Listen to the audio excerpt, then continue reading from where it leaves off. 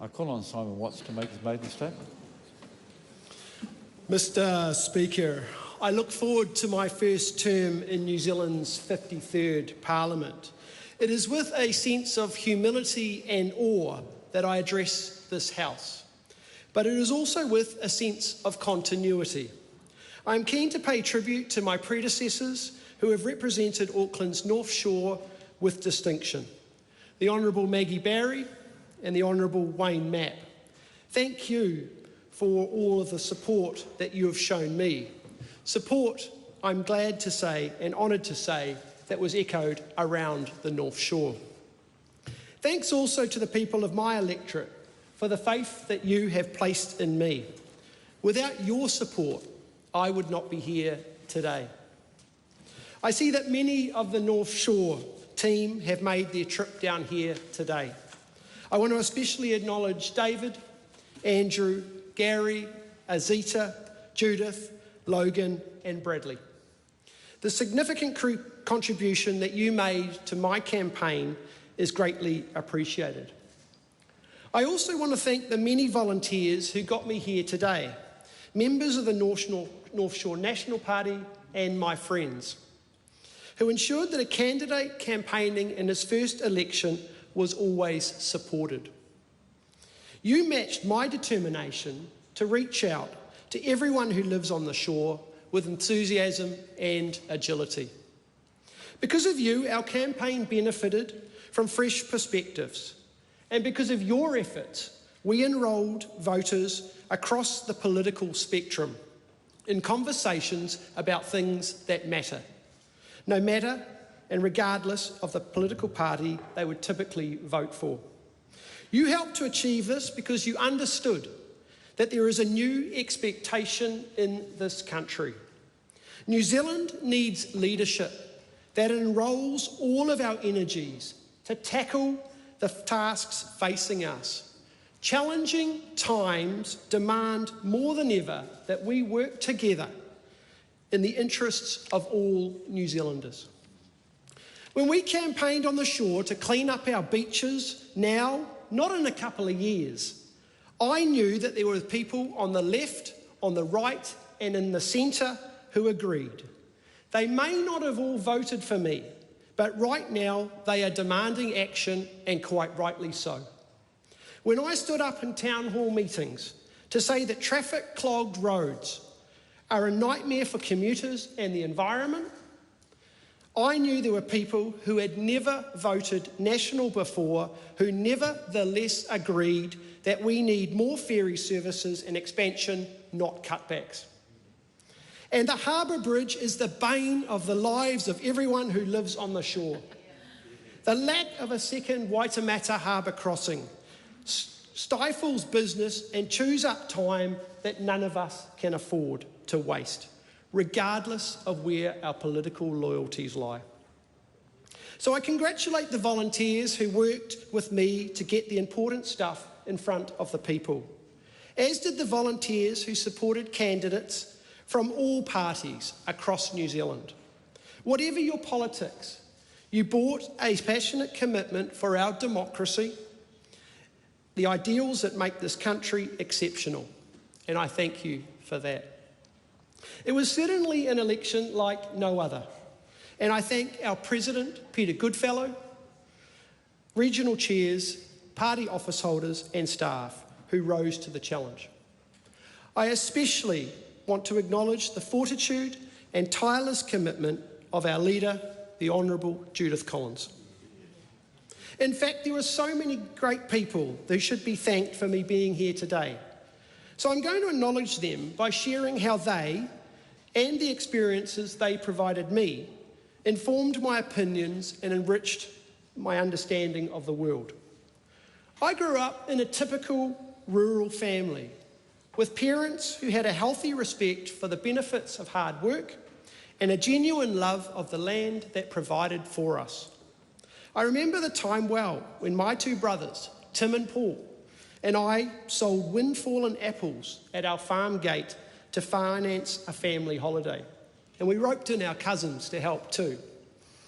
You know, kids can achieve a lot with the right encouragement and support.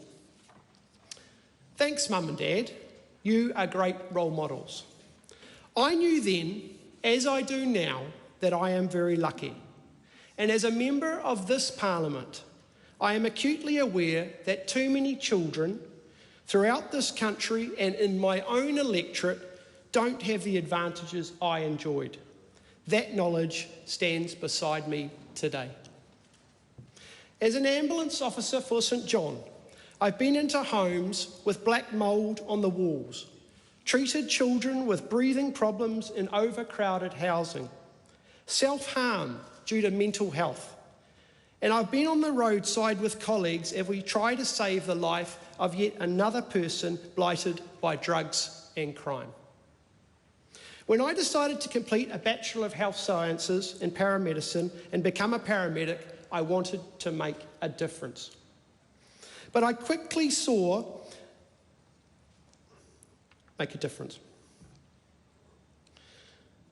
But having spent much of my adult life in banking and in finance, I quickly saw that the system wasn't working. To deliver change, real change, I'd have to apply all of my skills and experience to the challenge. I set my sights on pushing the health system from within. I became the Deputy CFO for one of the country's largest district health boards, while still volunteering on the ambulance after hours.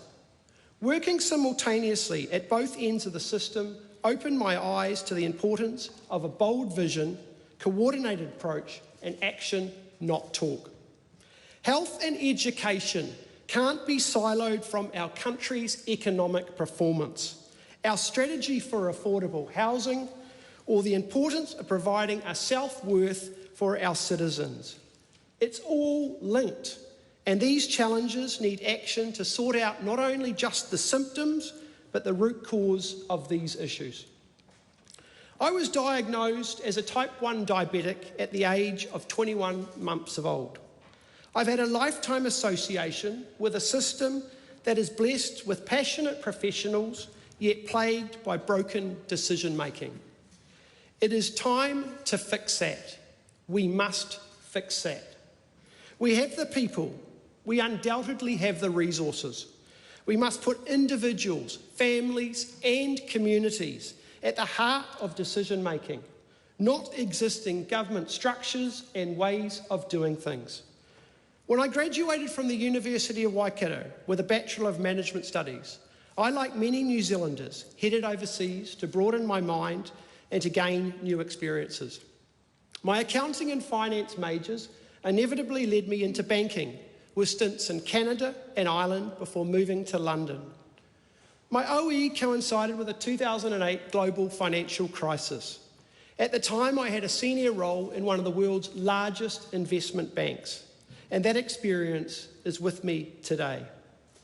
I saw that people in glass towers can be heroes too.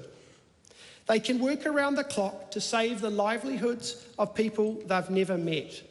They can shoulder the responsibility to find a way through an economic calamity that seems without end. The people I worked with through the GFC brought agility to new challenges, insight to complex issues, and bestowed a valuable education on a business graduate from the Waikato. The importance of decisive, informed decision-making was hammered home to me then. And that experience is with me now. And that experience resonates with the economic challenges that I see in my electorate and as a country as a whole as we seek a path beyond COVID. An economic rebound that leaves the most disadvantaged behind, that locks young people out of work and home ownership is a mirage.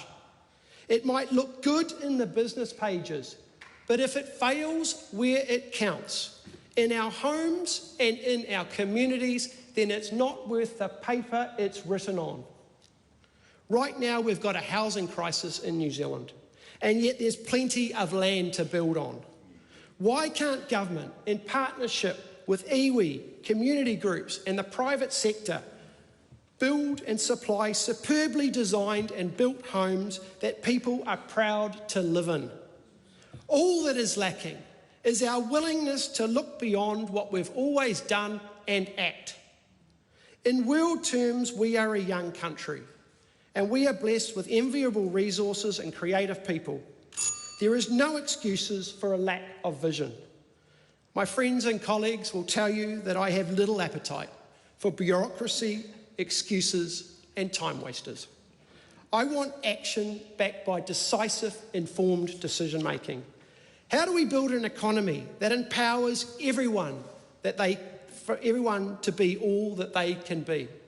An economy that shares the opportunities it is creating. How do we get a health and education system that is eliminating waste so that we can ensure those resources are channeled to the people who are making a difference? The answers in leadership will come from our communities, our entrepreneurs, our workers, and yes, a government, so that everyone in this country can get on with making their lives better.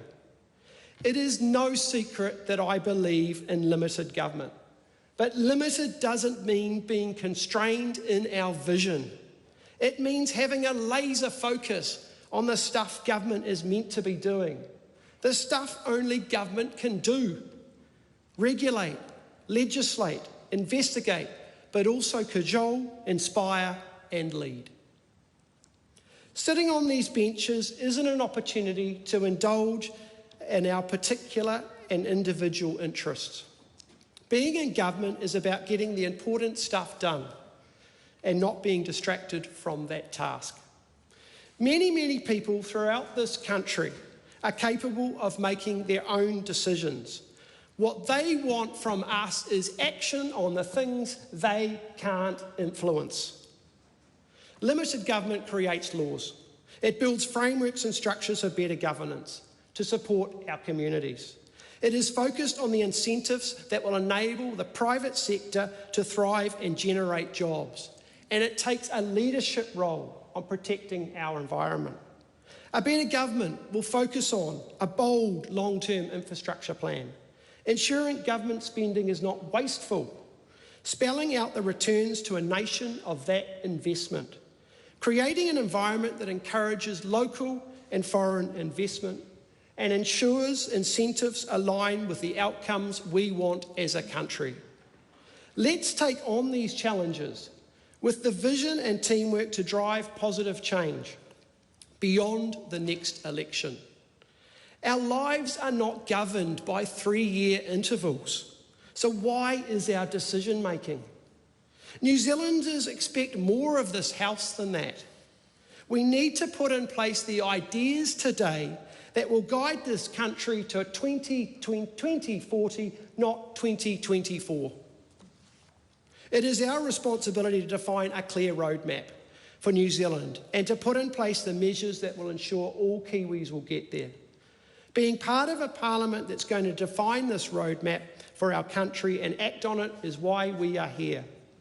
All of the people and experiences that informed us on our various paths to these benches in this chamber are here with this chamber with us. We owe it to them. I owe it to my 2 young boys, Jack and Callum, and to my lovely wife, Shannon. I'm incredibly grateful that they have supported me in my decision to enter Parliament. But they want to see results.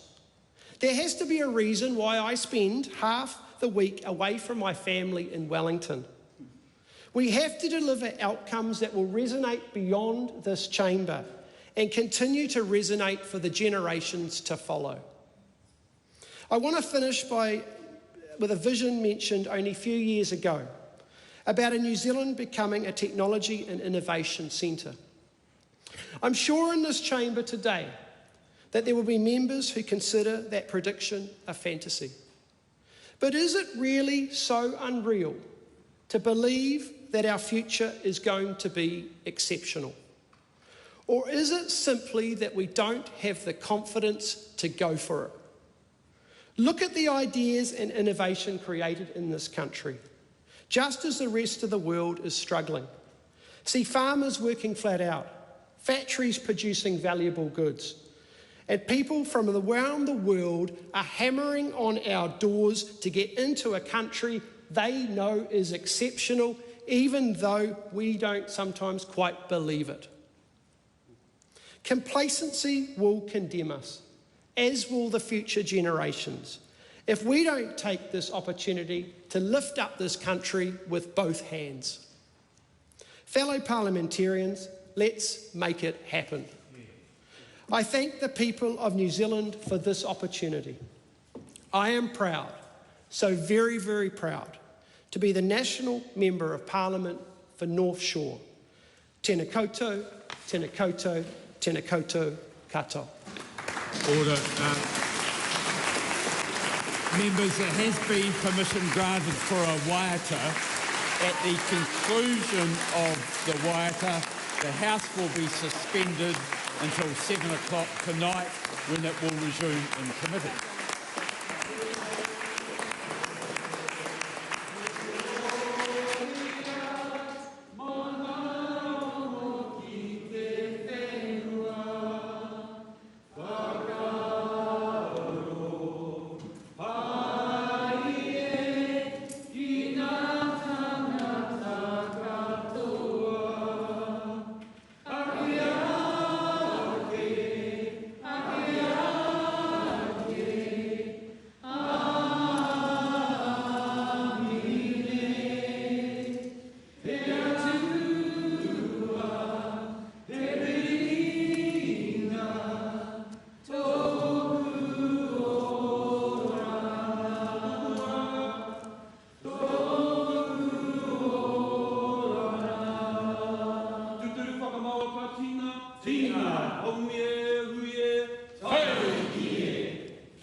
Now, Paki Paki.